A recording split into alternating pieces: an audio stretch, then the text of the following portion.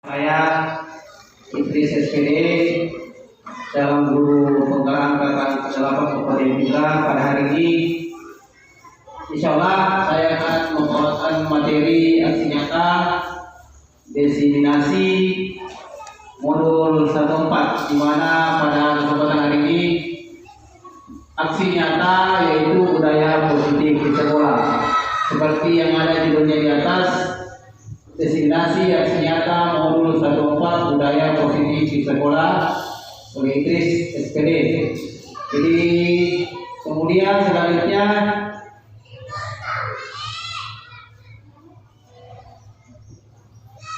pada kesempatan ini yang pertama yaitu menyebarkan pemahaman dan penerapan konsep pengalaman budaya positif. Ini yang akan kita bahas.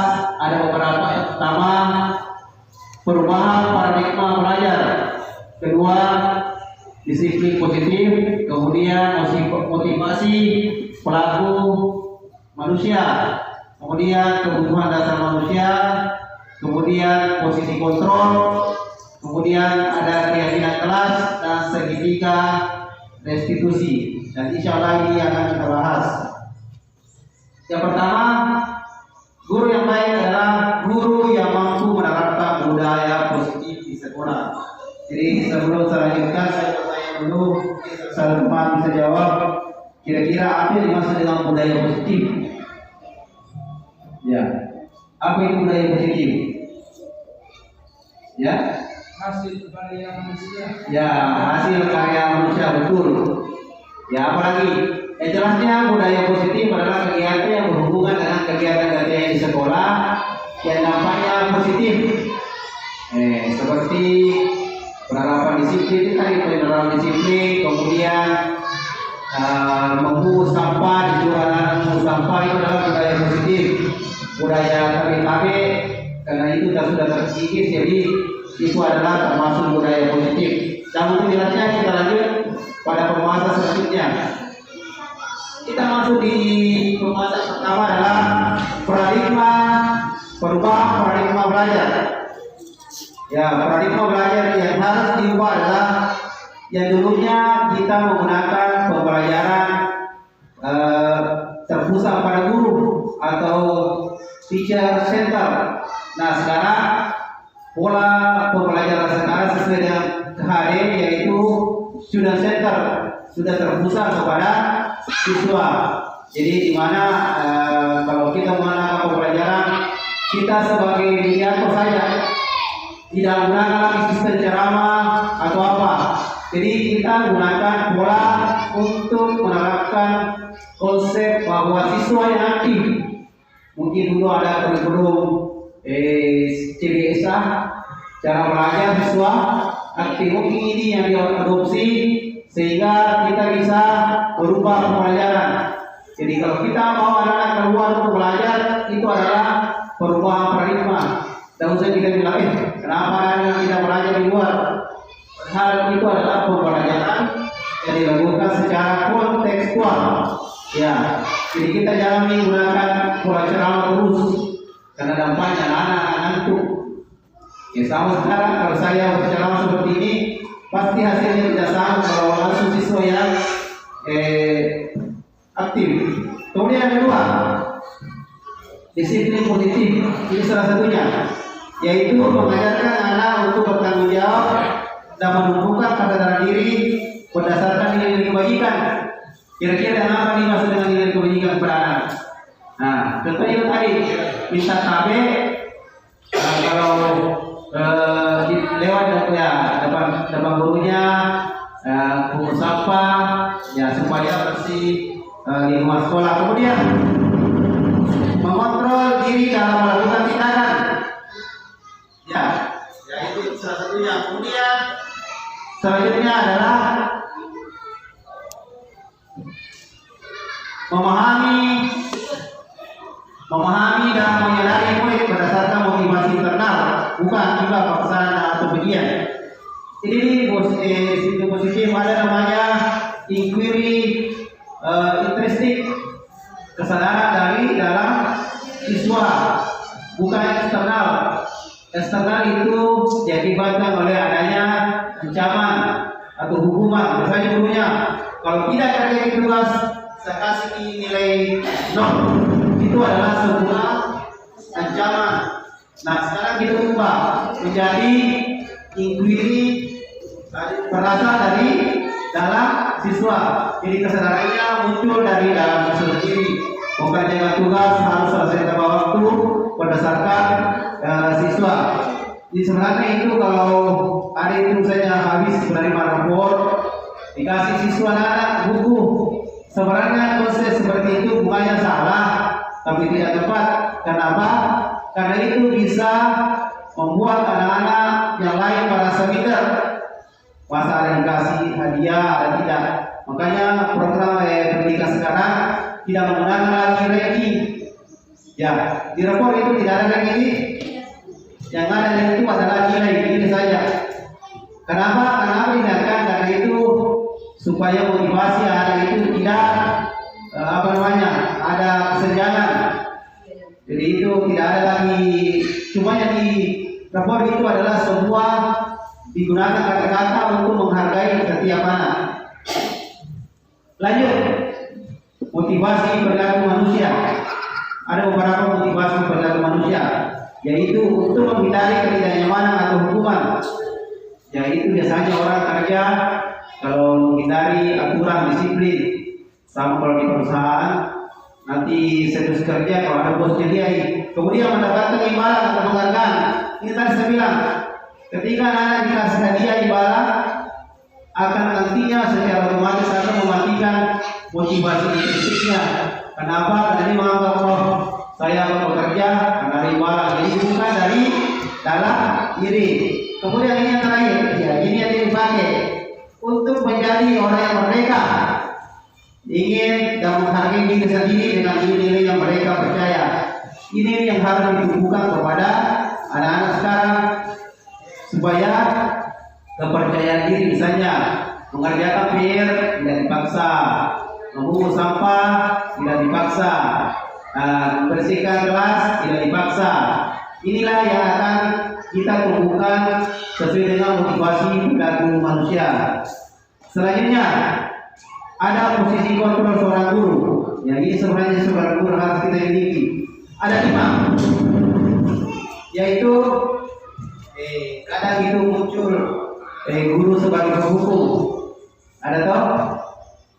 Kenapa kamu tidak kerjakan tugas? Silakan berdiri sampai jam pulang. Itu adalah penghukum. Sekarang tidak diterapkan karena harus sesuai dengan KHD, dihajar Dewantara. Jadi itu konsep-konsep pendidikan KHD. Ada juga membuat merasa bersalah. Misalnya kita sebagai guru, kita adalah siswa, kita merasa saya tidak BCB mengajar setiap hari, masa kamu tidak bisa menjawab? Berarti anak dianggap merasa bersalah. Karena akibatnya dapat mematikan motivasi anak. Nanti merasa didapatkan. Gara-gara saya, guru saya begini, guru saya ditegur sama Kepsek, seperti itu. Kemudian kontrol posisi guru yang ketiga adalah sebagai seorang teman. Kali ini seorang teman bisa dipakai. Kenapa? Kita belajar di bahasa A, tingkat SD. Biasa itu ada anak-anak misalnya kelas 1, kelas 2, madoki memalu gurunya. Itu adalah posisi teman. Tidak apa-apa diterapkan. Karena cuma sisi negatifnya adalah penghargaan kepada gurunya otomatis akan berkurang karena merasa dianggap sebagai teman. Makanya kita harus jaga jarak. Artinya jaga jarak ini adalah antara teman, kita posisinya sebagai teman, kita ya posisinya sebagai guru. Kemudian ada pemantau. Biasanya kalau kita SMA ini namanya guru BK, pemantau. Ada anak berkelahi, diganti saya, begini penyebabnya. Ya, itu namanya pemantau. Kemudian selanjutnya ini manajer. Manajer ini dari kata memimpin atau leader. Manajer ini digunakan untuk menyelesaikan suatu masalah di sekolah dengan memberikan arahan-arahan yang baik kepada siswa sehingga dampaknya baik. Artinya anak-anak tidak tersakiti dan bisa dipahami untuk menyelesaikan. Nah, kemudian selanjutnya ada kebutuhan dasar manusia. Jadi antara guru dan kebutuhan manusia harus juga diharapkan supaya seorang guru itu mampu mengajar dengan baik. Pertama, kebutuhan bertahan hidup. Kira-kira apa kebutuhan hidup manusia? Makan, minum, banyak uang, bagus nih, harus banyak uang nih, supaya kegiatan bisa terlaksana dengan baik. Kemudian kasih sayang dan rasa diterima. Kasih sayang. Kalau tidak ada kasih sayang, misalnya guru berkelahi dengan istrinya di rumah, dibawa ke sekolah, berarti akan muncul di situ kurang kasih sayang, sehingga akan berdampak kepada kondisi siswa, sehingga rasa diterima. Jadi itu juga rasa diterima perlu diharapkan. Penguasaan kenapa sekarang banyak orang itu banyak ingin menjadi pemimpin seperti mencalonkan diri sebagai calon legislatif, karena itu rasa kebutuhan.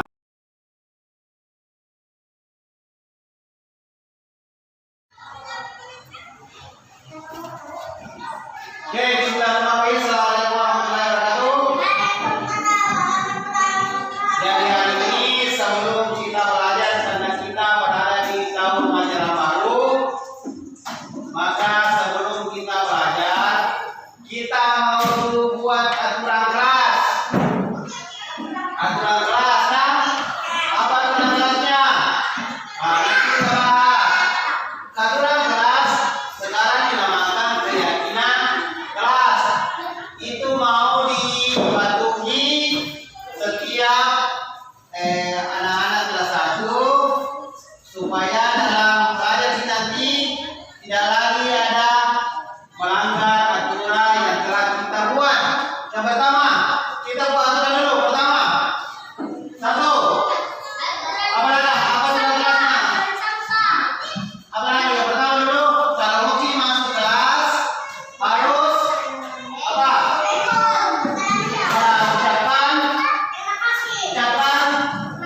Ucapan apa? Salam. Perhatikan dulu. Ucapan salam. Nah, perhatikan semua sini dulu. Jadi ini yang pertama. Silakan tulis. Boleh ditulis itu lah. Kalau masuk kelas ucapkan salam. Nah, itu pertama. Aturan kelas. Yang kedua apa lagi? Apa lagi? Kalau masuk di kelas. Kedua, menjaga kebersihan. Menjaga kebersihan kelas. Kalau sudah ada sampah, kita buat di mana? Kita buat di mana? Nah, itu pasang bersih kanan. Nah, kemudian yang kedua, apa lagi? Aturannya biasanya. Apa aturan? Tidak boleh ribut di dalam. Harus tenang. Tidak boleh ribut di dalam. Nah, tidak boleh sebab kayak ini. Tidak boleh ribut dalam kelas. Bagaimana caranya kalau tidak ribut di dalam kelas? Maksudnya apa? Kita harus diam memperhatikan Bapak Ibu guru mengajar.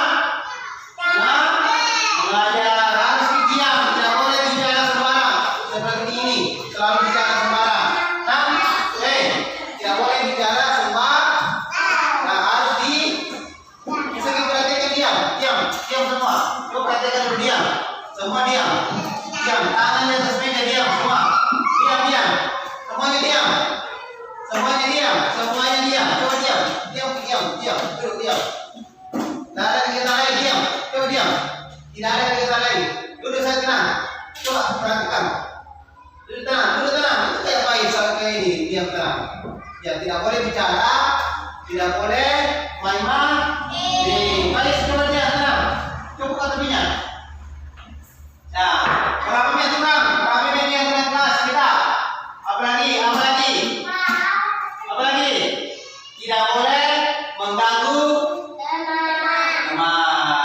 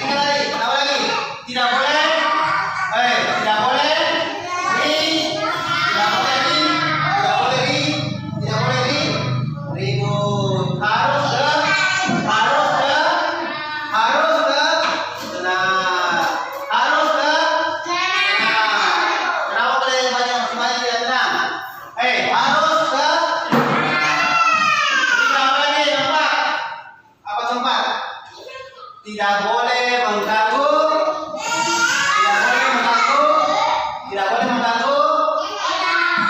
Apa? Tidak boleh mengganggu teman di luar maupun di dalam. Ya, satu lagi. Terakhir apa lagi? Kalau mau pinjam temannya ini teman tak harus apa? Harus ya. Harus minta tadi. Oke, sudah paham? Paham semua? Nah, itu ada dalam ya, kedua, ada yang bertanya tentang aturan kelas. Tidak boleh nanti langkah di tengah. Nah, tidak boleh saya ulang kembali masuk kelas tanpa salam, menjaga kebersihan kelas, tidak boleh mengganggu teman di luar maupun di dalam kelas. Apalagi kalau meminjam kalian teman tak harus minta izin. Oke, sudah paham semua? Sudah paham? Oke, semangat semua. Setuju semua? Setuju? Setuju tak?